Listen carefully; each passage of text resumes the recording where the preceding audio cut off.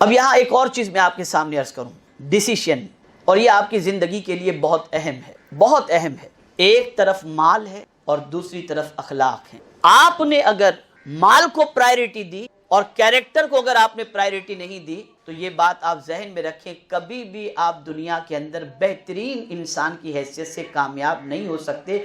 لیکن اگر آپ نے کیریکٹر کو پرائیورٹی دی تو کیریکٹر کی وجہ سے اللہ مالا مال تو کر دے گا، ساتھ میں اللہ عز و جل آپ کو عزت بھی عطا فرمائے۔ تو آپ یہ بات ذہن کے اندر رکھیں کہ اخلاق کو پرائیورٹی دیں، اس لیے کہ میرے پیارے آقا صلی اللہ تعالی علیہ وسلم کے پیارے دیوانوں، کیریکٹر ایسی چیز ہے کہ اگر کسی انسان کے پاس ایجوکیشن نہ ہو، دولت نہ ہو، لک نہ ہو، پرسنالٹی نہ ہو، ڈریس نہ ہو، اس کے پاس لمبی کار نہ ہو، لیکن اگر اس کے پاس کیریکٹر ہے تو اس اچھے کیریکٹر والے انسان سے ہر کوئی اور اچھے کیریکٹر کی علامت میں آپ کو بتاؤں، سائن کیا ہے؟ فرمایا گیا جب اس بندے سے مل کر کوئی انسان جدا ہو تو دوبارہ ملنے کی تمنا لے کر کے کہ یار دوبارہ یہ بندہ ملے تو بڑا اچھا ہوگا، بڑا مزہ آیا اس کے ساتھ بیٹھ۔ اب یہاں بہت اہم کچھ چیزیں اور عرض کر دوں۔ ہمارے بہت سارے اسٹوڈنٹس کی پوزیشن ایسی ہوتی ہے جو ایوری ٹائم شکایت کرتے ہیں، ایوری ٹائم اپسیٹ رہتے ہیں، آہستہ آہستہ وہ اپنے قریب رہنے والے لوگوں سے اور ساتھیوں سے بھی محروم ہو جاتے ہیں، اس لیے کہ جب وہ کسی سے ملتے ہیں، بہت غور سے سنیے گا، جب وہ کسی سے ملتے ہیں تو یار میرے گھر میں یہ پرابلم چل رہا ہے، یار یہ ٹینشن ہے، یار فیس کا پرابلم ہے، یار یہ ہے وہ ہے، بس یہی جب بھی اس کسی سے ملو تو یہ بات یاد رکھنا، غم سنانے والے سے قریب رہنا کوئی پسند نہیں کرتا، خوش رہنے والے سے آدمی ملنا پسند کرتا ہے۔ تو اب کیا کیا جائے، غم کس کو سنائیں؟ تو آئیے میں آپ کو بتاتا ہوں قرآن کی روشنی میں۔ حضرت یعقوب علیہ السلام کے بیٹے حضرت یوسف علیہ السلام گم ہو گئے، آنکھوں کی روشنی چلی گئی۔ اب آنکھوں کی روشنی چلی گئی تو حضرت یعقوب علیہ السلام کے لیے اپنے بیٹے کی جدائی میں رو رو کر آنکھوں کی روشنی کا چلا جانا یہ کتنا بڑا مسئلہ تھا، لیکن کسی سے انہوں نے نہیں کہا۔ قرآن کہتا ہے انما اشکو بثی وحزنی الی اللہ، میں اپنا غم اپنے مولا کو سنا رہا۔ تو آپ اپنا غم اگر کسی سے شیئر کریں گے تو کوئی آپ کے غم کو مٹانے والا نہیں ہے، غم مٹانے والی ذات میرے پروردگار کی ہے۔ اسی لیے حضرت مختار کائنات صلی اللہ تعالی علیہ وسلم نے غار ثور کے اندر حضرت ابوبکر صدیق رضی اللہ تعالیٰ عنہ سے فرمایا لا تحزن ان اللہ معنا، ابو بکر غم نہ کرو، اللہ ہمارے ساتھ۔ تو آپ یہ مائنڈ بنا لیں کہ اگر آپ نے صرف غم کا پٹارا کھول کے رکھا اور جس کسی سے ملے غم غم غم، ٹینشن ٹینشن ٹینشن، ایک دن آپ اکیلے ہو جائیں گے، کوئی آپ کی سننے والا نہیں ہو۔ اس لیے کہ رونے والے سے کوئی دوستی نہیں کرتا، مسکرانے والے سے ہر کوئی دوستی، اسے ذہن میں رکھیں۔ تو اگر آپ کو کوئی پرابلم ہے، مصلی بچھاؤ، اللہ کی بارگاہ میں عرض کرو، اللہ کے برگزیدہ بندوں کے آستانوں پہ جاؤ، ان کے وسیلے سے اللہ کی بارگاہ میں عرض کرو، وہ غم آپ کا دور کر دے گا، وہ پریشانی آپ کی دور کر۔ لیکن اگر آپ چاہتے ہیں کہ لوگ آپ کے قریب رہیں، آپ سے دوستی رکھیں، تو آپ چیز کا خیال رکھیں، غم کو کم سے کم، بہت کلوز اگر کوئی ہے تو اس کے ساتھ شیئر کرنے کی کوشش کریں، لیکن آپ ہمیشہ غم کی داستان لے کر کے بیٹھیں گے تو آپ تنہا رہ جائیں گے۔ غم کو خود کے اوپر مسلط نہ کرو، بلکہ یاد رکھو۔ اب یہاں ایک بات میں آپ کو مثال کے ذریعے سمجھاؤں گا تو بات سمجھ میں آ جائے گی۔ اگر میں آپ سے کہوں، آپشن دوں آپ کو دو چیزوں کا آپشن، کہ آپ کو سب کچھ مل جائے لیکن خوشی نہ ملے، آپ کو سب کچھ مل جائے لیکن خوشی نہ ملے، اور دوسرا آپ کو کچھ ملے یا نہ ملے خوشی ضرور ملے، آپ کون سے آپشن کو پسند کریں گے، فرسٹ یا سیکنڈ نا؟ صحیح ہے نا کہ کچھ ملے یا نہ ملے یار خوشی ملے۔ لیکن پریکٹیکل لائف میں آپ دیکھو، تو آدمی چاہتا ہے سب کچھ مل جائے، ہے نا؟ پریکٹیکل لائف میں اگر آپ دیکھیں تو بالکل برعکس آپ پائیں گے، سب کچھ ملے یا نہ ملے خوشی ملنی چاہیے، لیکن پریکٹیکل لائف کے اندر انسان کو اگر آپ دیکھیں تو سچویشن یہ ہے کہ یار سب یہ مل جائے۔ تو پتہ یہ چلا کہ اللہ نے طبیعت میں یہ چیز رکھی ہے کہ خوشی کو انسان پسند کرتا ہے۔ تو آپ اگر کسی سے ملیں تو خوشی کی بات کریں، حوصلے کی بات کریں، اور میں کر سکتا ہوں انشاءاللہ، یہ ساری چیزیں آپ کریں۔ تو آپ جب یہ کریں گے تو لوگ آپ سے محبت کریں گے، لوگ آپ سے الفت کریں گے۔ میرے پیارے آقا صلی اللہ تعالی علیہ وسلم کے پیارے دیوانوں، شراب پینے کا جب کوئی عادی بن جائے تو اسے نمازیوں کے ساتھ رہنا اچھا نہیں لگتا، شرابیوں کے ساتھ رہنا اچھا لگتا۔ جوا کھیلنے کا اگر کوئی عادی ہو جائے تو جواڑیوں کے ساتھ اسے اچھا لگتا ہے۔ ڈرگز کا اگر کوئی عادی ہو جائے تو ڈرگز پینے والوں کے ساتھ اسے اچھا لگتا ہے۔ زنا کرنے کا کوئی عادی ہو جائے تو برائیوں کے اڈوں پر اسے اچھا لگتا ہے۔ اور آپ دیکھتے ہوں گے کہ جتنا انسان گناہ زیادہ کرتا چلا جاتا ہے اتنا ہی نیکوں سے وہ دور ہوتا چلا جاتا ہے، یا نیک لوگ اسے اپنے سے دور کرتے چلے جاتے ہیں۔ اس لیے آپ دیکھیں گے کہ اگر کوئی گنہگار، سیاہکار، زناکار، سود خور اگر کسی محفل میں آ جائے تو آدمی کنی کاٹ کر نکلنے کی کوشش کرتا ہے کہ کہیں اس ڈرگز کے عادی کی بنیاد پر ہمارا شمار بھی لوگ اس کے ساتھ کرنے نہ لگ جائیں۔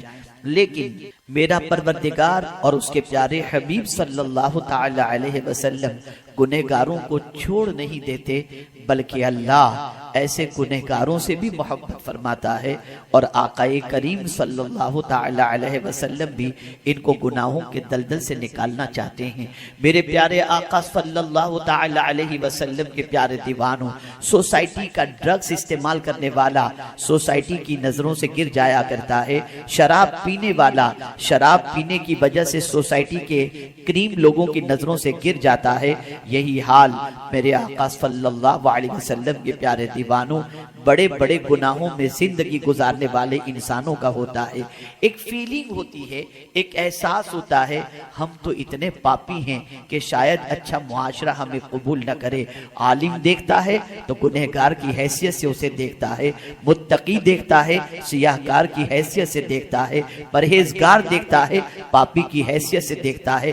اگر وہ نکلنا چاہے بھی تو سوسائٹی اسے نکلنے نہیں دیتی، اسے اگنور کرتی ہے، اسے نظر انداز کرتی ہے۔ لیکن پیغمبر رحمت صلی اللہ تعالی علیہ وسلم اپنے کیسا بھی امتی ان کا کیوں نہ ہو، میرے آقا اسے ضائع ہونا نہیں دیتے اور ضائع ہونے سے بچانا چاہتے ہیں، تو اپنے گنہگار امتی کو مزدہ سناتے ہیں۔ اے گناہوں میں ڈوبے ہوئے بندے، میں تجھے ایک نسخہ عطا کرتا ہوں، اگر تو اس نسخے کو اپنا لے تو زندگی بھر کے کیے ہوئے سارے گناہوں کا وہ تیرے لیے نجات کا سبب بن جائے گا اور چھٹکارے کا ذریعہ بن جائے گا۔ آقا کریم صلی اللہ علیہ وسلم نے فرمایا التائب من الذنب کمن لا ذنب لہ، توبہ کرنے والا گناہوں سے ایسا پاک ہو جاتا ہے جیسے اس نے کبھی گناہ کیا ہی نہیں۔ مجھے آج آپ کو یہ سمجھانا ہے کہ عبادت کے ذریعے انسان ولی بنتا ہے، ریاضت کے ذریعے انسان ولی بنتا ہے، تلاوت کے ذریعے انسان ولی بنتا ہے۔ آپ نے آج تک یقیناً سنا ہوگا کہ کثرت نوافل کے ذریعے بندہ ولی بنتا ہے، آج تک آپ نے سنا ہوگا کثرت حج کی بنیاد پر انسان ولی بنتا ہے، آپ نے آج تک سنا ہوگا کثرت تلاوت کی بنیاد پر انسان ولی بنتا ہے، آج تک آپ نے سنا ہوگا کثرت زکوٰۃ دینے کی بنیاد پر انسان اللہ کا ولی بنتا ہے، آپ نے آج تک سنا ہوگا والدین کی خدمت کی بنیاد پر انسان ولی بنتا ہے۔ لیکن آج میں آپ کو ایسے 4 واقعات سناؤں گا جس سے آپ محسوس کر سکیں گے کہ اللہ کے وہ بندے جن کی زندگی گناہوں میں گزری اور جن کی زندگی گناہوں میں ڈوبی ہوئی تھی، ان گناہوں میں ڈوبے ہوئے ہونے کے باوجود وہ کون سا عمل انہوں نے کیا جس کی وجہ سے ولایت کے اونچے مقام پر اللہ نے انہیں پہنچا دیا۔ یہ نہیں کہ نیک بنا دیا بلکہ ولایت کے اونچے مقام پر پہنچا دیا۔ آئیے میں آپ کو بتاؤں میرے پیارے آقا صلی اللہ تعالی علیہ وسلم کے پیارے دیوانوں، سود بہت بڑا گناہ ہے، انٹریسٹ بہت بڑا گناہ ہے، سود خور کے حوالے سے سخت وعیدیں آئی ہیں، اور سود خوروں سے متعلق اللہ کے رسول صلی اللہ علیہ وسلم اور رب قدیر جل جلالہ نے سخت احکام فرمائے ہیں۔ آپ ذرا سوچیں، زمانے کے اندر سود کو بہت برا سمجھا جاتا ہے، بیاج کو بہت برا سمجھا جاتا ہے، اور سود کھانے والے کو حقارت کی نظر سے دیکھا جاتا ہے۔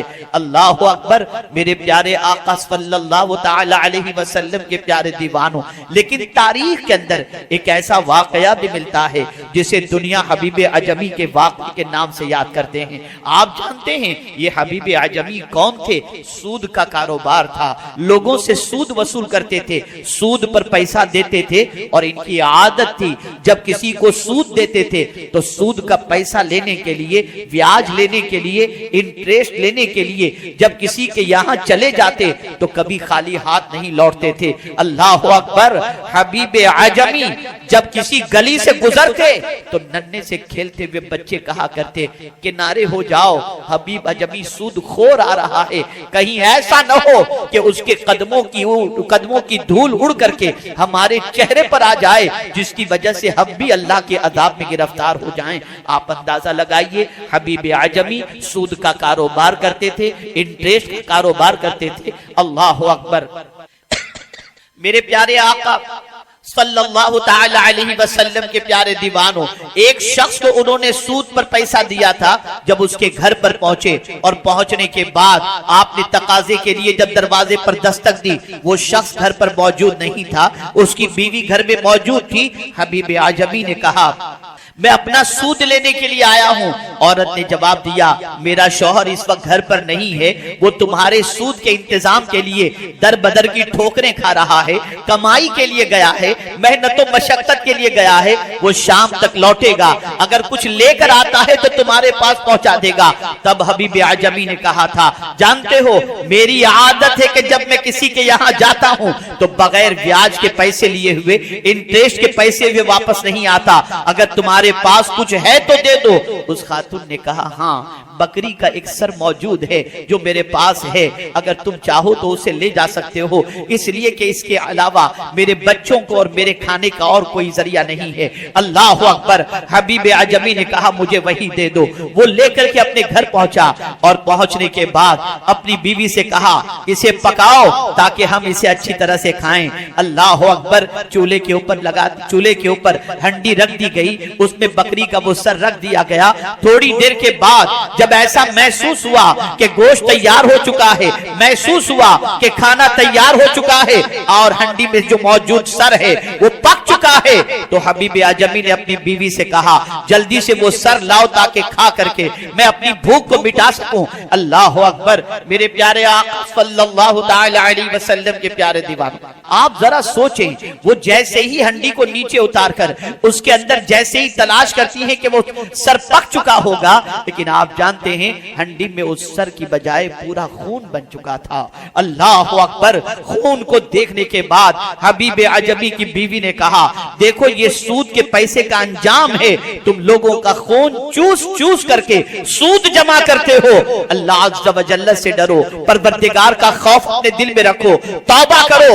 حبیب اعجمی کے دل کی دنیا بدل چکی تھی۔ حبیب اعجمی نے دل میں خیال پیدا کیا کہ اس وقت روئے زمین پر اللہ کے برگزیدہ بندے حضرت حسن بصری رضی اللہ تعالیٰ عنہ ہیں جو تابعی ہیں۔ اللہ اکبر! میں جاتا ہوں ان کی محفل میں اور جانے کے بعد ان کے ہاتھوں پہ توبہ کرتا ہوں، اور آج کے بعد میں کبھی سود کا کاروبار نہیں کروں گا، جن کا پیسہ آج تک میں نے لیا ہے اسے میں لوٹا دوں گا، اور اگر یاد نہیں ہے تو اللہ کی بارگاہ میں توبہ استغفار کر لوں گا۔ حبیب اعجمی اس نیت سے جو اس سے پہلے سود کا کاروبار کرتے تھے توبہ کی نیت سے بڑے حضرت حسن بصری کی محفل میں پہنچے۔ حضرت حسن بصری رضی اللہ تعالیٰ عنہ توبہ پر تقریر کر رہے تھے، توبہ پر خطاب فرما رہے تھے، اور خطاب کرتے ہوئے جوش خطابت میں ارشاد فرماتے ہیں اگر کوئی سچے دل سے توبہ کر لے تو میرا مولا اس کے گناہوں کو معاف فرما دیتا ہے، چاہے وہ کتنا بڑا گنہگار کیوں نہ ہو، چاہے وقت کا حبیب اعجمی ہی کیوں نہ ہو،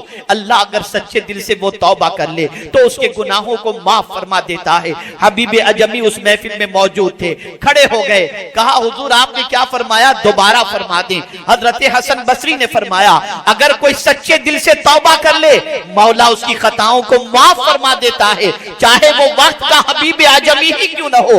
اس نے پھر کہا حضور ایک بار اور فرما دیجئے۔ حضرت حسن بصری کو معلوم نہیں تھا کہ یہی حبیب اعجمی ہیں۔ اللہ اکبر! جیسے ہی حضرت حسن بصری نے تیسری مرتبہ فرمایا اللہ عز و جل سچی توبہ کرنے والے کے گناہ کو معاف کر دیتا ہے، چاہے وہ حبیب اعجمی ہی کیوں نہ ہو۔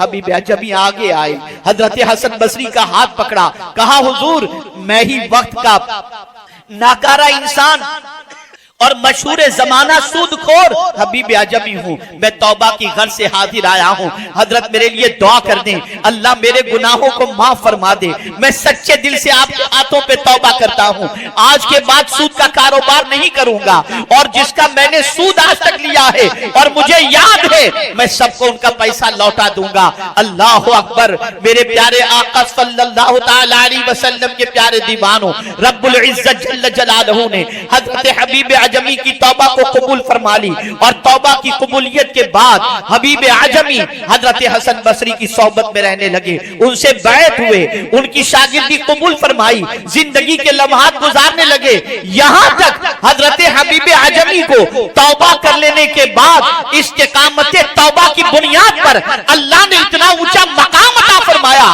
کہ وقت کے عظیم ولی کی حیثیت سے دنیا انہیں پہچاننے لگی، دنیا انہیں جاننے لگی، یہاں تک کہ میرے پیارے آقا صلی اللہ علیہ وسلم کے پیارے دیوانوں، چونکہ حضرت حبیب اعجمی کی زبان عجمی ہونے کی وجہ سے مخارج عربیوں کی طرف پختہ نہیں تھے، اس لیے حضرت حسن بصری رضی اللہ تعالیٰ عنہ ایک مرتبہ نماز پڑھنے کے لیے جب پہنچے تو اتفاق سے مغرب کی نماز کا وقت ہو چکا تھا، اور مصلی امامت پر حضرت حبیب اعجمی موجود تھے اور نماز پڑھا رہے تھے۔ حضرت حسن بصری کے دل میں خیال پیدا ہوا، یہ عجمی ہے، اس کی زبان کے اندر پروناؤنس کے سلسلے میں، مخارج کے سلسلے میں عربیوں والا لب و لہجہ نہیں ہے، اور پھر سود سے انہوں نے توبہ کی ہے۔ اللہ اکبر۔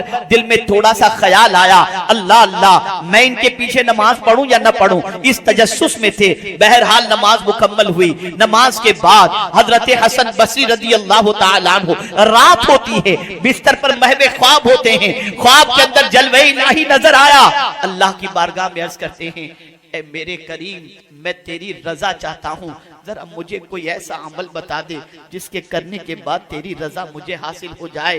میرے کریم نے فرمایا، اے حسن میں نے تجھے آج مغرب کی نماز کا وقت عطا کیا تھا، اگر تو حبیب اعجمی کے پیچھے نماز عطا کر لیتا میری رضا کی دولت تجھے میسر آ جاتی۔ آپ اندازہ لگائیں، سود کے کاروبار میں زندگی گزارنے والا اگر سچے دل سے توبہ کر لے تو مولا اپنی شان کے مطابق اپنے قرب کی دولت عطا فرما دیتا ہے۔ تو جہاں نماز کے ذریعے ولایت ملتی ہے وہاں توبہ کے ذریعے بھی اللہ ولایت کا مقام عطا فرماتا ہے۔ آج گناہوں میں ڈوبے ہوئے نوجوان یہ سوچتے ہیں کہ ہم گناہوں میں زندگی گزار رہے ہیں، اگر ہم سنور بھی گئے تو دنیا قبول کرے گی یا نہیں کرے گی؟ میں کہتا ہوں میرے رب کی رحمت بہت وسیع ہے، وہ تمہارے استقبال کے لیے تیار ہے۔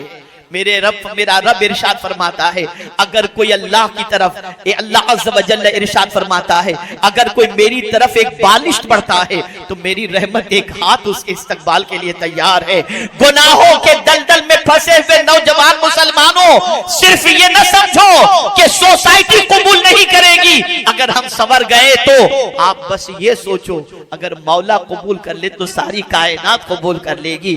تاریخ اٹھا کر کے دیکھیں، آج ہماری سوسائٹی میں شاید ہی کوئی مسلمان ایسا ہو جو سود کا کاروبار کرتا ہو، جو انٹریسٹ کا کاروبار کرتا ہو، جو بیاج کھانے کو اچھا تصور کرتا ہو۔